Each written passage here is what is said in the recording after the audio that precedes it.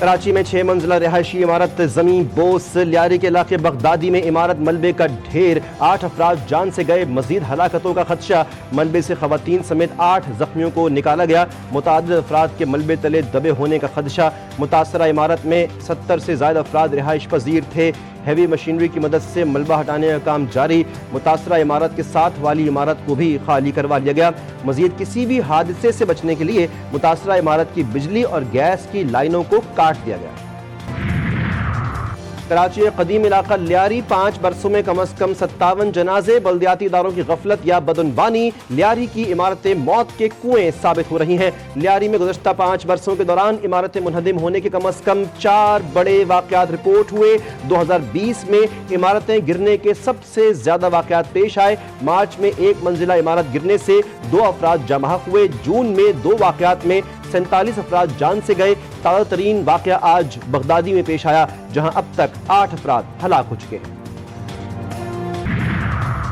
اور وزیراعظم کی ترک صدر سے ملاقات، اہم علاقائی پیش رفت پر تبادلہ خیال۔ وزیراعظم شہباز شریف اور ترک صدر رجب طیب اردوان نے آذربائیجان میں ECO سربراہ اجلاس کے موقع پر ملاقات کی۔ ملاقات میں دونوں ممالک کے درمیان تعلقات میں بامعنی پیش رفت کے عزم کا اعادہ کیا گیا اور اہم علاقائی پیش رفت پر تبادلہ خیال ہوا۔ اعلامیہ کے مطابق وزیراعظم نے خطے میں امن، استحکام اور پائیدار ترقی کے مشترکہ اہداف آگے بڑھانے کے لیے ترکیہ کے ساتھ مل کر کام کرنے کے غیر مزلزل عزم کا اعادہ کیا۔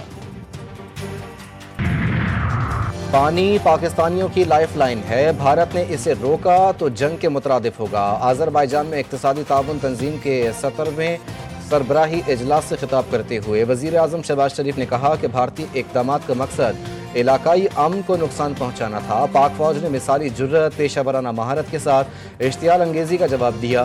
غزہ کو تباہی کا سامنا ہے، ایسا لگتا ہے جیسے غزہ میں انسانیت کا وجود ہی نہیں۔ 71 سالی کی صورتحال، فاقہ کشی کے ساتھ امدادی کارکنوں پر اسرائیلی حملے جاری۔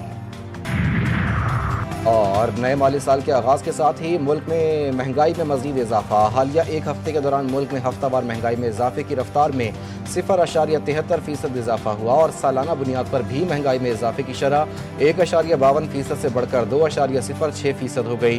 ادارہ شماریات کے مطابق حالیہ 1 ہفتے کے دوران زندہ مرغی، پیاز، ٹماٹر، لہسن، آلو، چینی، چاول، دال مسور، ڈیزل، دہی اور مٹن سمیت کھانے پینے کی کئی اشیاء مزید مہنگی ہوئی۔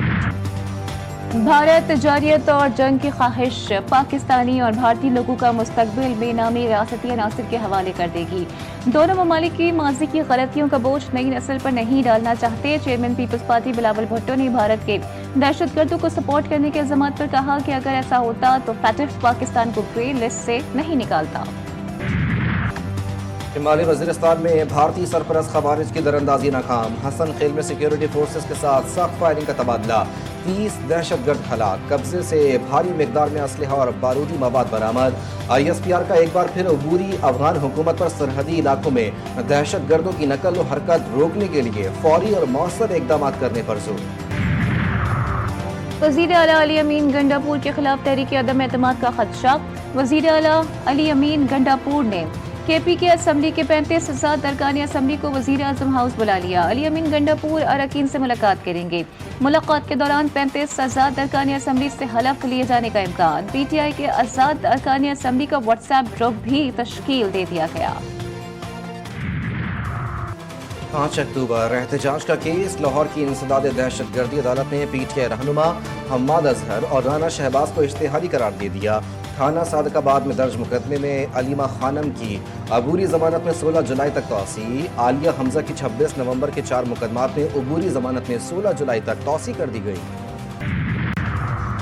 ہنگامہ آرائی، گالم گلوچ کے بعد اسپیکر نے ریفرنس بھیجا۔ افسوس ہے اپوزیشن نے اسمبلیز کو گالم گلوچ کا اکھاڑا بنا لیا۔ طلال چودھری نے کہا کہ آپ کسی بھی قسم کے تعاون کے بجائے گالم گلوچ کرتے ہیں۔ اسپیکر پنجاب اسمبلی نے کہا انتہائی قدم اٹھانے پر مجبور ہوا۔ خواجہ سعد رفیق نے PTI اراکین پنجاب اسمبلی کو ڈی سیٹ کرنے کی روایت کو غلط قرار دے دیا۔ سوشل میڈیا پیغام میں لکھا، اختلاف جمہوریت کا حسن ہے، گالی کلچر ناقابل قبول ہے، اسپیکر کو معطلی کا اختیار ہے، ڈی سیٹ کا نہیں۔ آج دروازہ کھلا تو کل سب جماعتیں اس سے گزریں گی۔ مخلوق الحال جمہوریت پر رحم کیا جائے، اپنی پگڑی کسی اور کے ہاتھ میں نہ دی جائے۔ पाकपतन डिस्ट्रिक्ट अस्पताल में 20 बच्चों की हलाकत का मामला। वजीर आला पंजाब मरियम नवाज का डिस्ट्रिक्ट अस्पताल का दौरे के दौरान सीईओ हेल्थ और एमएस अस्पताल को गिरफ्तार कर लिया गया। सीईओ हेल्थ और एमएस को हथकड़ियां लगाकर अस्पताल से ले जाया गया। इंक्वायरी रिपोर्ट वजीर आला पंजाब को पेश की गई थी। लाहौर में जौहर टाउन के एक फार्म हाउस से शेर भाग निकला। गली में 2 बच्चों समेत 3 अफराद को जख्मी कर दिया। बच्चों के जख्म गहरे, हालत तशवीशनाक करार। हमले की सीसीटीवी रिकॉर्डिंग जीटीवी न्यूज़ ने हासिल कर ली। महकमा वाइल्ड लाइफ ने हमला आवर शेर को कब्जे में लेकर अदालत में पेश कर दिया। अदालत का शेर को सफारी पार्क मुंतकिल करने का हुक्म।